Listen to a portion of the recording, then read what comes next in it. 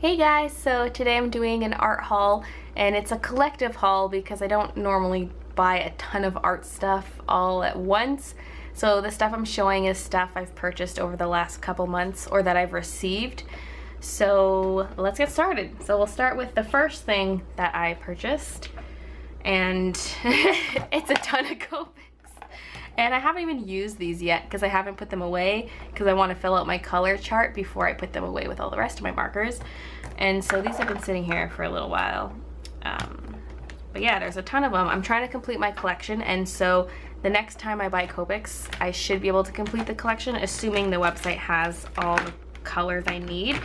Because last time I ordered Copics, I got it from a website called Curry's. It's a Canadian website, and I ordered every color that they carried that I didn't already have, and so I couldn't order from Curry's again. So this time I ordered from another Canadian website called Above Ground Art Supplies, and again I ordered every color that was in stock that they had that I don't already have. And some of them were back ordered. I hate when that happens because it says it's in stock and turns out it's not. But yeah, look at all these. I didn't count them, I don't remember. I don't know how many there are. But I am missing like 2 or 3 that were back ordered too. It's like, look at all these. That's so many for one haul. Like, ah. So yeah, they're Copic sketch markers. I got them on sale too. There was a 20% off sale, plus their prices were already pretty good. Curry's still has better prices though. So let's maybe show the colors for those who are interested. You can pause if you need to. See if we can get this to focus. Oh yeah, I think it's focusing. So I have to wiggle it around because of the glare, but that's the first batch of colors. Next batch, I got a lot of grays that I didn't previously have, plus I got the fluorescent colors because those were the least important ones in my mind, like the super dark grays, because I feel like they all start to get similar and you can just use black instead of a super dark gray. So I knew those would be some of the last ones I get to complete my collection. So those are the colors I have. This is what my chart currently looks like, but I haven't colored in these colors that I just got. Those are still missing from this chart. And so it'll be quite complete. I'm getting real close. You definitely don't need every Copic color, but I just want to, so that's what I'm trying to do. So yeah, that's the Copic portion of the haul, but I got more markers. So, I got some pro markers. People have been asking about these for a long time. These were actually sent to me by the Call Art Company, which is the company that owns them. And so that was very, very nice of them. And I'm extremely grateful because I was gonna buy some anyway to do sort of like a Copic alternative part 2, but only featuring these markers kind of thing. And I will be doing that once I get a chance to test them out. I haven't even taken them out of the packaging yet because I was waiting for this haul video. So previously they were known as Letraset Pro Markers and Letraset Flex Markers, but they've rebranded to Winsor & Newton. So now it's Winsor & Newton Pro Markers and then Winsor & Newton Brush Markers instead of Flex Markers. And so yeah, this one doesn't have any packaging in it, but then they later sent me this one which does. So that's what the new packaging looks like. Woot woot. So this set is 6 colors.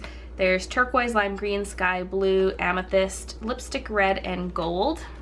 And those are brush markers.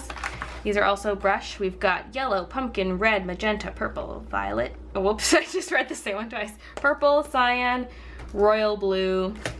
We've got a colorless blender. We've got black, warm gray 5, cocoa, lush green, and bright green. So I'll open those up in a sec. And then for pro markers, I got the pastel tones. I'm pretty excited about that because I love pastel colors and it's a great addition to all these vibrant colors. So let's open this up and see what it is like. I kind of want to buy some additional ones to go with these, like maybe some more skin tones, maybe some more muted colors, and then after I've tried them out a bit, I can do a video about them. So here's what the one nib looks like. Here's what the other one looks like. There's a chisel nib and then a little bullet nib on the pro markers. And then the brush markers, as the name suggests, has a brush instead of the little bullet nib. And the flat end, like flat cap, that's the chisel end, and the bullet cap is where the bullet end is. So yeah, did I read off these colors? I don't think I read off these ones. Buttercup, soft peach, pale pink, lavender, cool aqua, and meadow green. So that is cool. Let's open up one of these.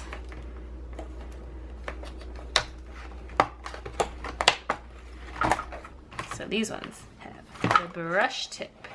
Wait, let's look at a bright one like this. Ooh yeah, let's test these out.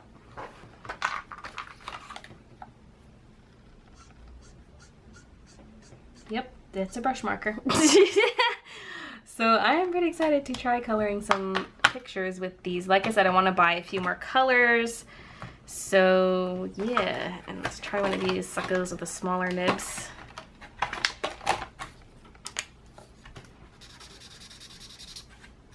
I personally love the brush nib a lot more than bullet nibs.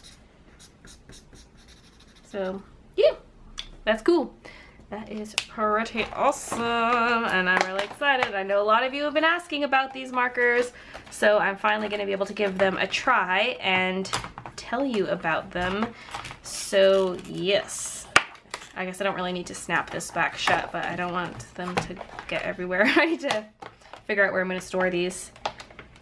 And in addition to the markers, they sent me a marker pad, and it is a pretty big one. This is 11 by 14, and it's 20-pound paper. So I'm a little apprehensive about the weight of the paper, because 20 pounds is like thinner than, or just as thin as computer printer paper. So it is very thin. It's kind of like the Copic bleed proof pad, I guess. I haven't tried it, but it's a bleed proof marker paper. I personally don't care if a paper is bleed proof or not. That just means it doesn't bleed through the paper. The color will show up on the back, but it won't like leak onto the page behind it. And usually what I found is that thicker paper is better for layering and blending and stuff. So I'm curious as to how this will work out. So I'll definitely test out this paper and let you know what I think of it. So yeah. Thank you Call Art for sending me those supplies, because I am super excited to try them out for you guys. Next item I'll just show real quickly because I already did a video about it. We don't normally have pencil sharpeners like this here in Canada. I've never seen one like this in my life. I already did a video on it if you want to know the details, but it's the kind of pencil sharpener that has like a stabilizer and feeding mechanism to pull your pencil in, and I'm pretty excited about that. It's a Mitsubishi KH20, and I'll leave a link in the video description to my video about this pencil sharpener if you want to know more about it. I know in some countries they're super common and people are like, why are you excited over that? It's just a pencil sharpener, but we don't normally have ones like this here. I mean, we have crank ones, but we don't have the feeding mechanism and stuff, so that excited me, and I really like it, and it sharpens really, really well and makes it so your lead is less likely to break, so I really like it. And you've got your button to switch between pointy or blunt tipped pencils. So that is that. I guess I don't need to put it back in the box anymore. I just wanted to show the box for the haul video. Next up are a couple items that were sent to me in my P.O. box from Olivia, so thank you so much. She sent me these Moo erasers. Wait, yeah, I was like, wait, is it called Moo? I was like, it's not written on here. Yeah, it says really tiny here, Moo. And here's one that's out of the box that I've used a little bit. These are erasers that are supposed to, instead of leaving a bunch of little pieces of eraser dust, it leaves a bigger chunk of eraser dust so you don't have dust everywhere. Plus, I found that these are just amazing erasers. They erase really well, a lot better than a standard white eraser. And so, I guess I'll do a demonstration. I scribble on a piece of paper. So we'll see how that goes. That bang in the background, that's my cats. Don't know what they're doing. Oh, that is so clean. Wow, wow. And these are the chunks I was talking about. You get like a whole line of eraser dust instead of a bunch of small pieces. So yeah, I really like this. Oh, it just, I can't get over how well it works. Like I always thought, you know, eraser's an eraser. No, it's not.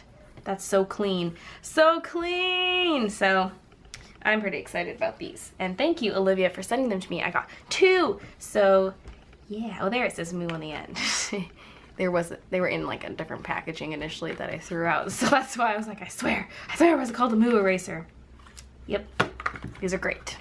Next item, actually let's bring this paper back because I'm gonna test this out. I have not opened this up yet. This is a Pilot brush pen.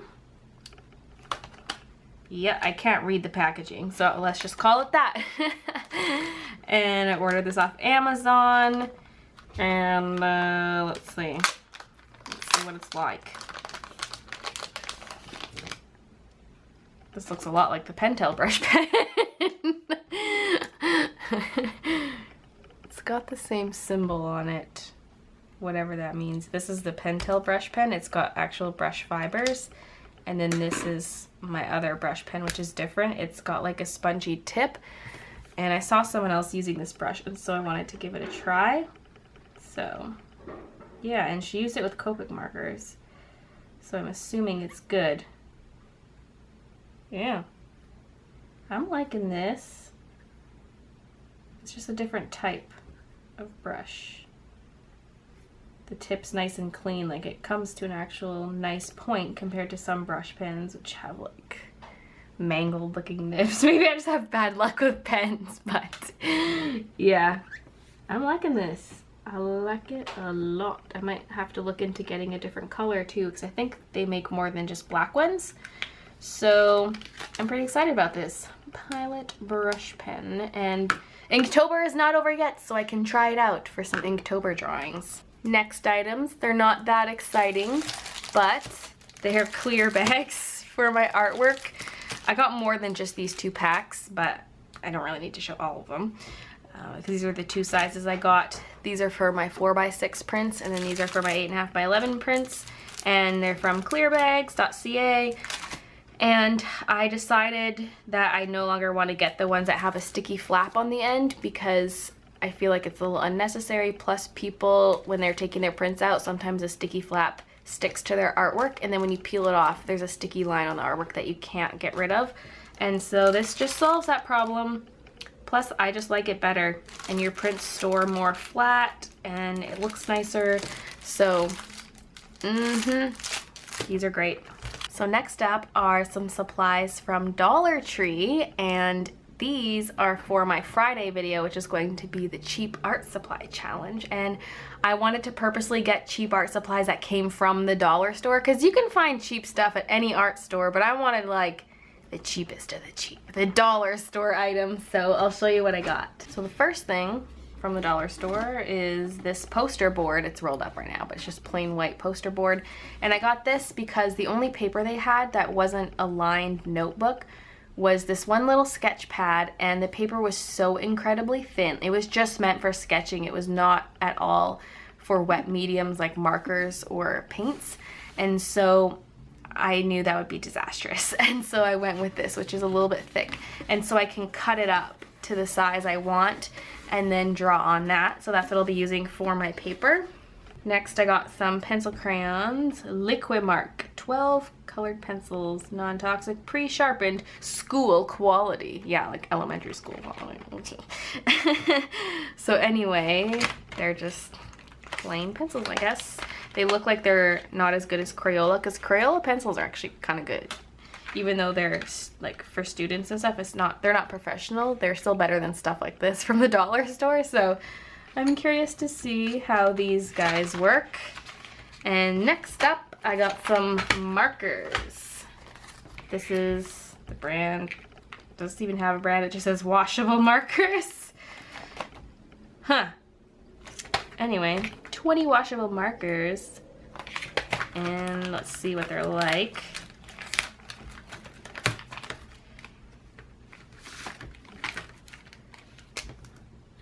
That's what the tip looks like. Oh man. The thing with water-based markers is they just eat through your paper.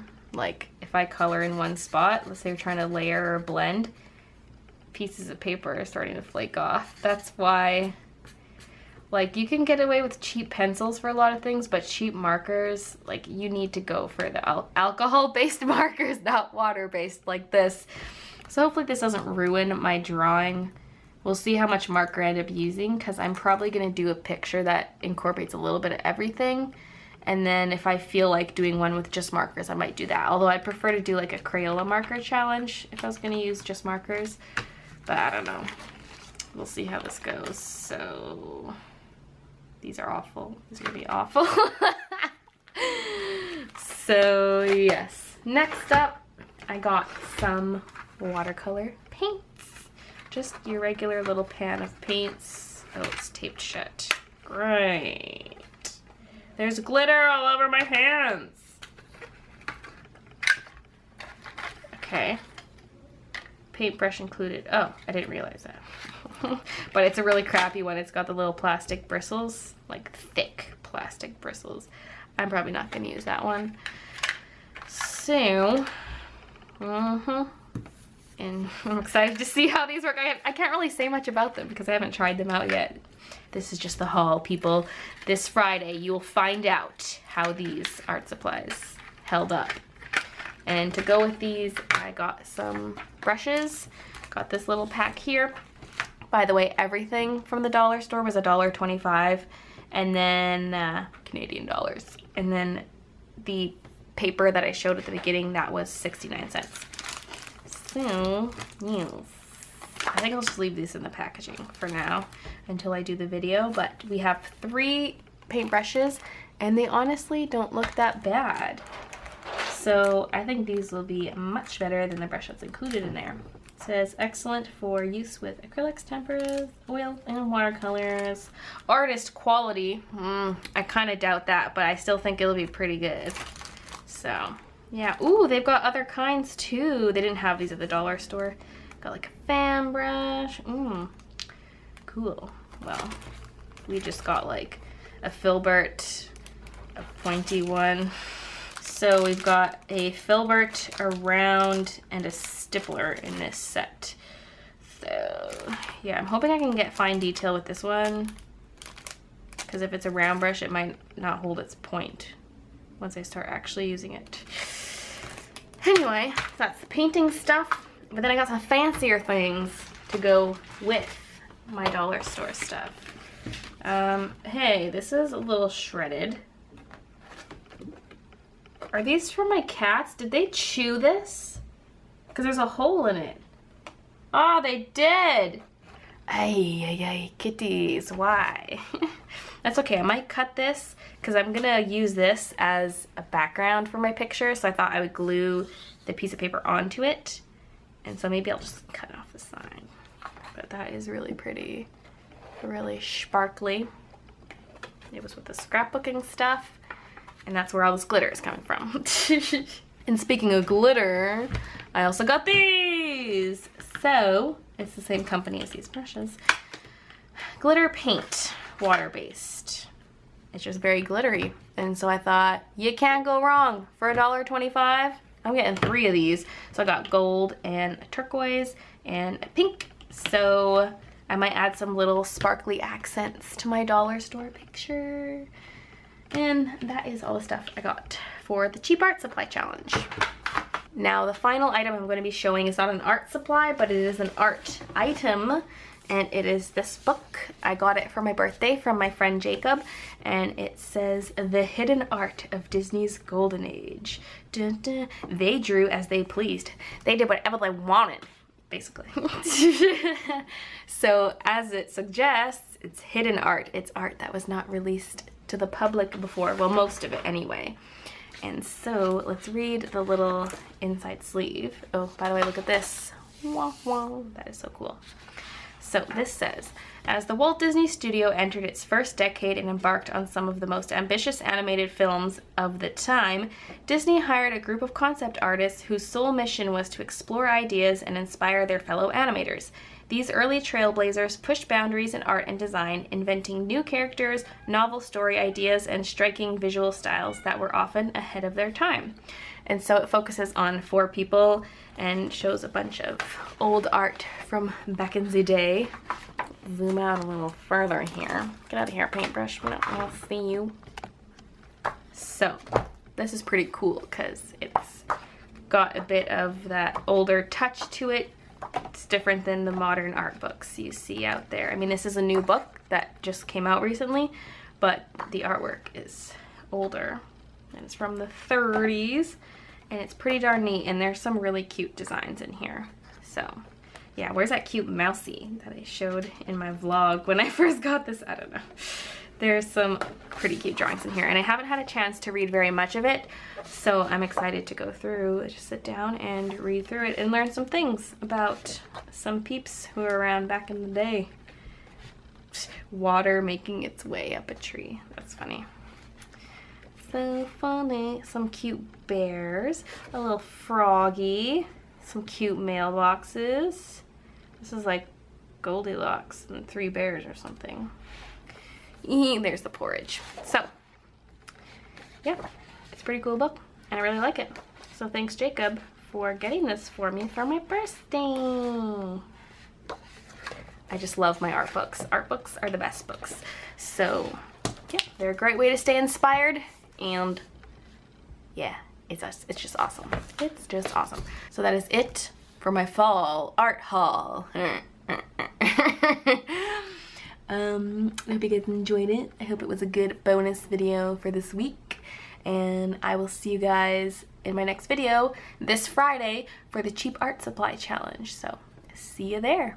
Alright, so here is the channel, and yeah, I'm kind of debating whether or not I should add a teal background to this, and I can still add a white stroke around it so that it looks like this but over there, or if I should just leave it white, because the white's kind of crisp. Like, it looks a little bit off on here,